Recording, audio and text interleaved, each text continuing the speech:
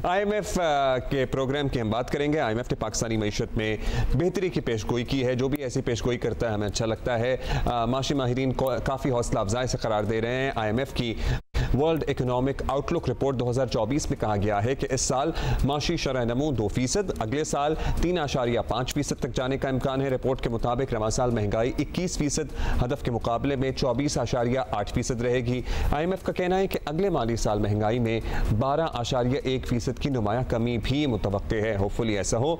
रवा साल बेरोजगारी 8% रहेगी, अलबत्ता अगले साल 7.5% रहेगी। माशी तज्जियाकारों के मुताबिक ये आदाद शुमार पाकिस्तान को नया IMF पैकेज मिल जाने की सूरत में ही मुमकिन हो सकेंगे। इसी पे ज़रा बात करते हैं। हमारे साथ ही हैं सीनियर एंकर पर्सन जियो के शहजाद इकबाल, जो IMF के लिए वाशिंगटन DC में मौजूद हैं। थैंक यू शहजाद, आपने हमारे लिए वक्त निकाला।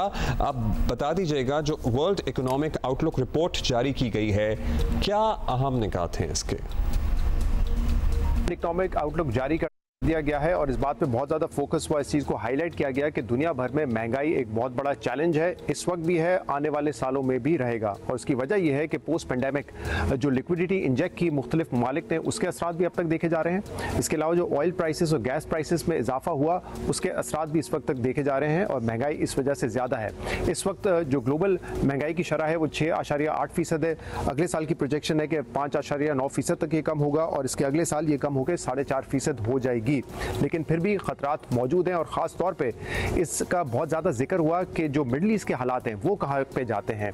अगर कशीदगी बढ़ती है, जंगी हालात पैदा होते हैं तो ऑयल प्राइसेस इंक्रीज़ होंगी और ये एस्टिमेट किया गया है कि अगर ऑयल प्राइसेस 15% से बढ़ती हैं तो इसका मतलब होगा कि जो महंगाई की शरह है उसमें 0.7% का इजाफा होगा। महंगाई को कंट्रोल करने के लिए पाकिस्तान की तरह कई ममालिक ने इस वक्त अपने इंटरेस्ट रेट को इंक्रीज़ किया हुआ है और उसके असरात ग्रोथ पे नजर आ रहे हैं। जो 5 प्रोजेक्शन है उसके मुताबिक ग्लोबल ग्रोथ 3.1% होगी, जो कि पिछले कई दिहाइयों में कम तरीन है। तो ये एक बहुत बड़ा चैलेंज है कि राइजिंग इंटरेस्ट रेट के साथ इकोनॉमीज किस तेज़ी से ग्रो कर सकती हैं। और इस वक्त भी जो ग्रोथ के नंबर्स हैं उसको आप ये कह सकते हैं कि सहारा मिला हुआ है US इकोनॉमी जो बड़ा स्ट्रांगली परफॉर्म कर रही है, चाइना और इंडिया। इसके अलावा क्लाइमेट चेंज के हवाले से बात हुई और मैंने ये सवाल भी किया कि क्लाइमेट चेंज की वजह से हम देख रहे हैं मुख्तलिफ ममालिक को बहुत नुकसान हो रहा है। पाकिस्तान की एग्जाम्पल मौजूद है। 2022 में जो फ्लड्स आए उसकी वजह से तकरीबन $30 बिलियन का इकनॉमिक लॉस पाकिस्तान को हुआ और पाकिस्तान ने कोशिश की कि दुनिया भर से पैसा रेज करे। तो मेरा सवाल ये था कि IMF इस तरह की सूरत हाल में क्या करता है और क्या कर सकता है। तो उन्होंने इस पर बताया कि IMF का जो फंड है वो इस हवाले से हेल्प कर सकता है इकोनॉमीज़ को।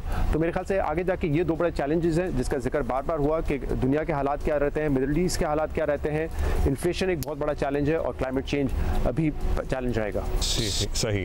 Thank you Shahzad for being with us और हम आपसे जानते रहेंगे जो भी अपडेट्स होंगी।